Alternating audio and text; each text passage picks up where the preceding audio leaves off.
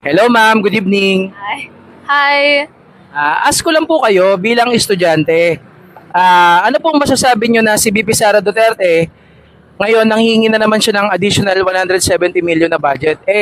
Hanggang ngayon hindi niya na mapaliwanag kung saan napunta noon yung pondo na para sana sa mga kabataan. Lalong-lalo na sa inyo mga estudyante. Kaya ngayon naharap siya sa posibleng impeachment tapos lagi pa siya nasa abroad. Parang hindi niya masyadong ginagawa yung trabaho niya bilang bise. Kayo po ba? Pumapayag po ba kayo na madagdagan ulit yung budget niya? No. Dapat hindi po. Honestly, they should be doing something with that. Actually, dapat the senator should double check with yung sa vice president if they can double check that po. That's all.